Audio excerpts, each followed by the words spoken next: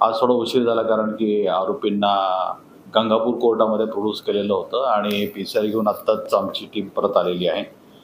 आपल्याला माहिती आहे की छत्रपती संभाजीनगरमध्ये गेल्या वर्षभरामध्ये नार्कोटिक्सच्या बाबतीमध्ये प्रभावी कारवाई आयुक्तालयातील सगळ्या branches, crime branch, narcotics branch, त्याचबरोबर सर्व पोलीस स्टेशनकडून करण्यात येत आहे. त्याच्यामध्ये जवळपास आत्तापर्यंत वर्षभरात 251 गुन्हे आपण दाखल केलेले आहेत, ज्याच्यामध्ये जवळपास 365 आरोपी झालेले आहेत आणि जवळपास 2 कोटी रुपयापर्यंतचा मुद्देमाल हा आपण जप्त केलेला आहे. त्याच्यामध्ये अफवा असेल, गांजा असेल, चरस असेल, कोडीन सिरप असेल, टॅबलेट्स असतील किंवा MD असेल, अशा सर्व नार्कोटिक सबस्टन्सचा समावेश आहे. गेल्या वर्षभरामध्ये ज्या काही कारवाई झालेल्या आहेत त्या गेल्या 5 वर्षामध्ये आपल्या आयुक्तालयात कारवाई झाल्या त्याच्यापेक्षा जवळपास वर्षभरात ती कारवाई जवळपास 7 पट जास्त आहे. त्याच्यामुळे निश्चितच प्रभावी कामगिरी सगळ्या आयुक्तालयातील अधिकाऱ्यांनी, अंमलदारांनी केलेली आहे आणि त्या सर्व माहितीचा अभ्यास करता असं निदर्शनात आलं की काही गुन्हेगार हे संघटितरित्या काही गुन्ह्याची टोळी चालवत आहेत, ज्याच्यामध्ये काही बाहेरच्या जिल्ह्यातले देखील गुन्हेगार आहेत आणि ते आतापर्यंत कधी रेकॉर्डला आलेले नाही आहेत आणि त्याच्यावरती काही कारवाई झालेली नाही. आणि अशी गोपनीय माहिती DCP क्राईमना जवळपास 2 ते 2.5 महिन्यापूर्वी प्राप्त झाली होती. तिने नवीन चार्ज घेतला होता आणि त्यांनी घेतल्यानंतर क्राईम ब्रांच, त्याचबरोबर ANC चे ब्रांचचे अधिकारी आणि आयुक्तालयातील सर्व गुन्ह्याची माहिती त्यांनी संकलित केली, त्याचा अभ्यास केला आणि त्या पॅटर्नचा अभ्यास करून काही तांत्रिक विश्लेषण देखील त्यांनी केलं आणि त्याच्यात निष्पन्न झालं की काही सप्लायर्स आहेत जे आपल्या शहरामध्ये कोडीनचा आणि टॅबलेटचा पुरवठा करतात अवैध प्रकारे, वेगवेगळ्या प्रकारे कृत्या लावून. तर त्याच्यामध्ये गेल्या 2 महिन्याच्या पाळतीनंतर माहिती अशी मिळाली होती की काल जवळपास आपल्याकडे वाळूंजला VRL ट्रान्सपोर्ट कंपनी आहे, लॉजिस्टिक आहे तिथे, तर त्यांच्याकडे कोडीनच्या बॉटल्स अवैधरित्या बनावट बिल्टी करून जो टिन नंबर संपलेला आहे, त्याचबरोबर मेडिकलचं स्टोअरचा परवाना नसताना किंवा मेडिकल स्टोअर उपलब्ध नसताना बाहेरच्या राज्यातून विकत घेऊन ते आणणार आहेत. तर त्या ठिकाणी DCPंनी त्यांची वेगवेगळ्या टीम तयार केला कारण की त्यांची जवळपास त्या गिरोहमध्ये जे लोक आहेत त्यांना बऱ्यापैकी कल्पना एकंदरीत 2 महिन्यामध्ये आलेली होती आणि त्याच्यामध्ये त्यांनी एक टीम मालेगावला रवाना केली, एक टीम नाशिकला रवाना केली, त्याचबरोबर एक टीम चाळीसगावला रवाना केली. पहिली जी टीम आपली गेली होती त्याच्यामध्ये PI बागवडे आणि API गच्चे क्राईम ब्रांच असे हे दोघं यांनी त्या ठिकाणी VRLला त्या ठिकाणी जो कन्साइनमेंट आलं होतं ते कन्साइनमेंट त्या ठिकाणी त्यांनी चेक केलं आणि त्यांना ते कन्साइनमेंट मिळालं, ज्याच्यामध्ये जवळपास 2,504 कोडीनच्या बॉटल्स या जप्त केल्या. त्या ठिकाणी कोडीन तुम्हाला माहिती असेल की हा शेड्यूल H1 NDPS ॲक्टमध्ये येतं आणि ते प्रोहिबिटेड आहे. डॉक्टरच्या प्रिस्क्रिप्शन शिवाय कुणालाही ते देता येत नाही आणि त्याचा डोस हा सगळा इफेक्टिव्ह आहे. भारतामध्ये आणि परदेशामध्ये पण तुम्ही पहा, कोडीन जो आहे सगळ्यात ॲडिक्टिव्ह आहे कारण की तरुण वर्गामध्ये, कॉलेजच्या विद्यार्थ्यांमध्ये त्याचा जास्त वापर केला जातो कारण की त्याचा वास येत नाही आणि स्वस्तही आहे आणि इफेक्टिव्ह आहे आणि त्याच्यामुळे त्याचं डिपेंडन्सी वाढते. डिपेंडन्सी वाढल्यामुळे त्याची एक व्यसन लागतं आणि व्यसनाधीन होऊन त्याच्यातून असे प्रकार केले जातात. तर हे जवळपास 2,504 बॉटल्स त्यांनी ताब्यात घेतल्या. जवळपास 12,43,000चा मुद्देमाल त्या ठिकाणी त्यांनी जप्त केला. त्या अनुषंगाने त्यांनी जो माल घ्यायला आलेला होता अविनाश रामकृष्ण पाटील, तो स्विफ्ट गाडी घेऊन आला होता नाशिकवरून. तो मूळचा राहणार आहे शिरसगाव, टाकळी, चाळीसगाव, जळगाव जिल्ह्यामधला. तर त्याला त्यांनी ताब्यात घेतला. त्याच्याकडे पुढे विचारपूस करता त्यांनी बऱ्यापैकी माहिती सांगितली. त्याचा भाऊ रुपेश पाटील हा त्याच्यामुळे प्रामुख्याने माल आणण्याचं काम जो आहे उत्तराखंडमधून ह्या अविनाश रामकृष्ण पाटीलने केलेलं होतं. अविनाश रामकृष्ण पाटीलचा भाऊ रुपेश पाटील हा नाशिकवरून तो मुद्देमाल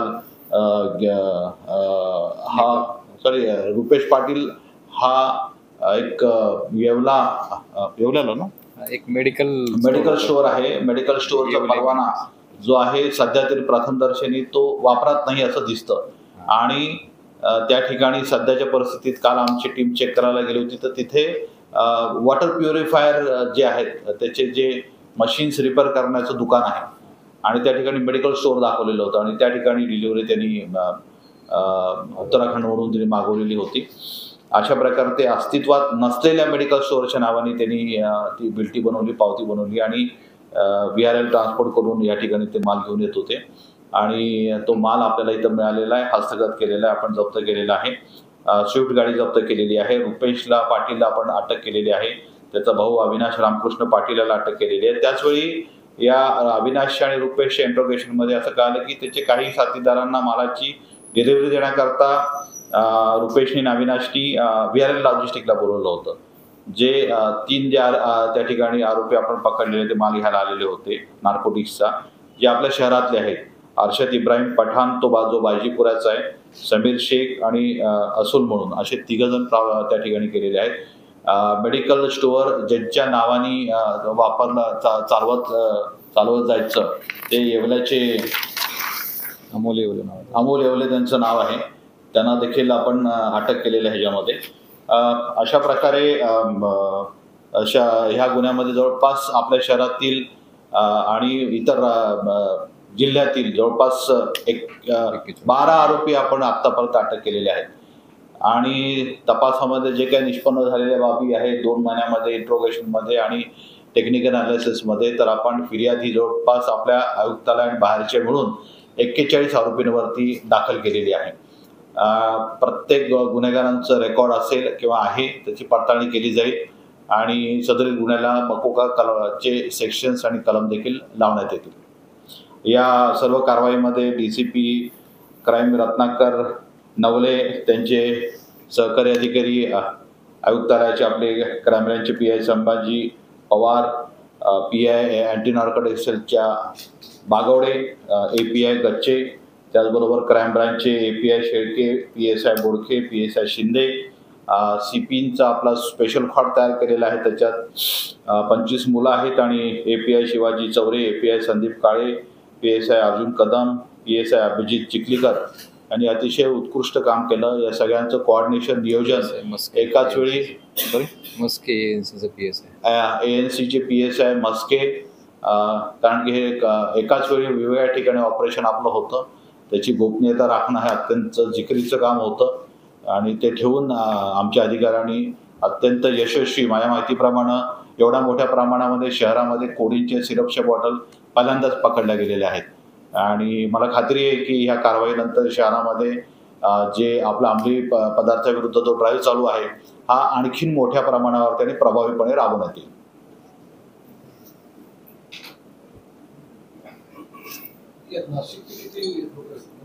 सध्याच्या स्थितीला 3 आहेत.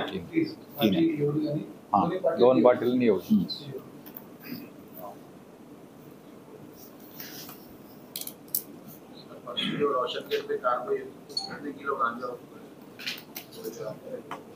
नहीं अभी इस केस के हम लोग टिकअप रहते हैं.